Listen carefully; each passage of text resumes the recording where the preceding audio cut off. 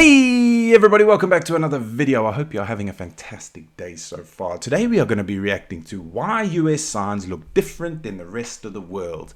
And that is because if we come over next year on a holiday, I would like to hire either a car or an RV to get us from A to B and give us the freedom to travel whenever we like. But what dawned on me the other day is I don't know the road signs over there. I don't know if they're going to be easily interpreted. Like if I see one, I'll know exactly what it means. Whereas, because here in Slovakia, some of the signs are different than in the UK, but when you see them, you know exactly what they mean. So they're quite easily interpreted. So I'm hoping it's going to be like that. Otherwise, I'd have to get a book and start freshening up the old noggin so I don't cause any accidents, because I have 3 precious cargoes in the form of my wife and kids, as well as everyone else. I'd hate to cause an accident and hurt someone just because I was too lazy to check out the signs. So we're going to be checking that out.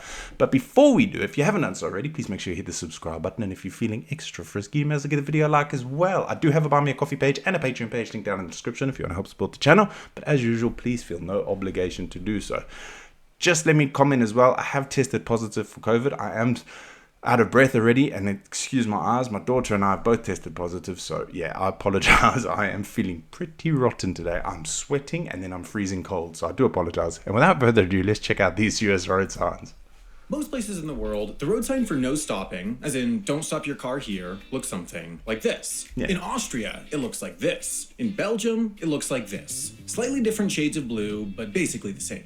India's looks like this, Mauritius's looks like this, in a few countries there are these cute white borders, Japan's looks like this, slightly different angle but basically the same. Pretty much every country in the world has universally decided that the sign for no stopping is a blue circle outlined in red with a red X through it. In the United States, the sign for no stopping looks like this, and it's not the only example. Most countries' sign for speed limits looks like this. The US's looks like this. And how about the sign? Okay, but they different. But they state exactly what you need to do, doesn't it? I mean, it's quite easily interpreted so far. And for road narrows, the rest of the world, America. The list goes on.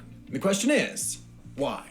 In a technical sense, the car was invented in 1886 in Germany by a guy named Carl Benz. But in a patriotic sense, the car was invented in 1908 in Detroit, Michigan by a guy named Henry Ford. Henry Ford loved 2 things, being anti-Semitic and producing cars at a scale and at cost that made them an actual viable means of transportation for people, as opposed to previous car models that were essentially just novelties. Soon, its manufacturing dominance turned the United States of America into the car capital of the world, which soon also made it into the road capital of the world. A fact that everyone thought was great and continues to think is great and has generated no controversy or existential urbanist crises whatsoever.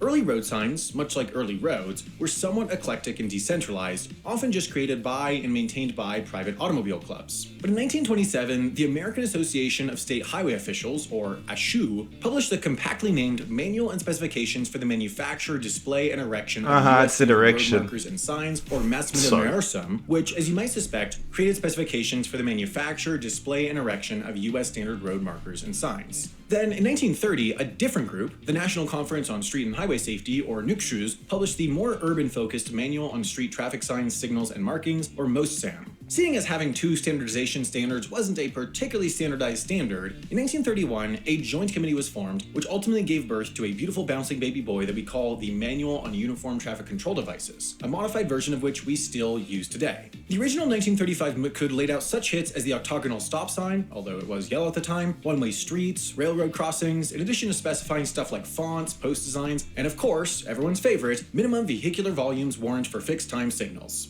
Now it's 1951, and what's that sound I hear? Oh man, it's the rest of the world, and guess what? They have cars now. What's that other sound I hear? Oh man, it's the newly formed and not yet notoriously ineffective United Nations, and they want to develop a worldwide standard for road signs so that people driving in foreign countries don't see a sign saying railroad crossing, not know what that means, and then get pancaked into oblivion by Thomas and friends. So the UN set up an experiment in a few countries and 5 US locations. Ohio State Route 104 near Columbus, US Route 250 and Virginia State Route 53 near Charlottesville, Minnesota State Highway 101 near Minneapolis, and some various other roads in New York, where they displayed road signs from a number of different countries to see which were most effective. And not surprisingly, it turned out that Americans, still riding the intoxicating high of World War II propaganda and American exception. I mean, we're already halfway through the video and he hasn't shown all that many signs. And from what I've seen, your signs are... Some of the signs here I get so confused over, even in the UK, because I mean, yes, you have to technically learn them when you're doing your learner's permit, like your learner's license, and then when you do your driver's actual test, you have to know what the signs mean. But some of them are so confusing, whereas what he's shown so far, it says exactly what you need to do. Like, it's written there. So it makes it a lot easier, in my opinion, from what I've seen. Oh, come on. Did not take kindly to European-looking triangles telling them how to drive. Just take a look at this gem of an article from the Mansfield News Journal titled "Ohioans Tell Europe to Leave Its Signs," which includes such quotes as, "I just don't see why we have to take any advice from Europe about our highway signs," and "If I saw a Russian sign, I certainly wouldn't pay any attention to it." Nonetheless, the experiment continued, data was collected, and ultimately that data would later grow into the 1968 Vienna Convention on Road Signs and Signals, a C-tier Vienna Convention that created a universal road sign system, which has been joined by 69 countries and today governs the road sign scene in most of the world. It's the reason that all the no-stopping signs look the same. But adding to their long, illustrious history of spearheading international treaties that they then refused to sign, the United States refused to sign it. Why? Well, there are several reasons. First off, America's number one and nobody tells us what to do, least of all our own federal government. See, technically, legally, roads are under the purview of the states, not the federal government, and so the federal government signing a treaty telling them how to handle their roads is a bit legally murky. Although apparently not that murky, seeing as the 1966 Highway Safety Act was able to force all states into compliance with the MUTCID using a clever little constitutional workaround called extortion, threatening to pull 10% of their federal highway funding if states didn't comply. Second, at the time of the treaty, the US was starting to work on what would ultimately become the interstate highway system, which they felt would require a lot of breathless, fast-paced innovation in the rough and tumble world of road signage, and they didn't want to be bogged down by the strictures of a treaty. And third, that looks like our village at the moment. They're building a motorway behind us, and the amount of dust and dirt flying around and the noise is crazy. It is crazy at the moment. It's actually a bloody nightmare when it rains because it's like a mud, excuse me, a mud stream everywhere. Given that the US had the most robust grooming history in the world, Americans were pretty attached to their existing signs, and they didn't much want them to change. This was proven in the 1970s when the MUTCID tried implementing the Vienna Convention's focus on image-based instead of America's more text-based signs, which turned out to be a terrible failure, with drivers so confused about what things like this meant that we felt we needed to add back in the text explaining that the thing in front of them was a drawbridge, not a sick ramp for kids. In 1978, the MUTCID quietly removed its language about preferring image-based signs. I should also mention that yes, there are a number of other countries that haven't joined the Vienna Convention, including China, Canada, Australia, and Ethiopia. So yes, not all other countries' signs look the same. So all the people with the comments already typed up about how this video is too US-centric and I'm a self-obsessed, egoist American road sign file, you know what? Actually, go for it. It increases common engagement.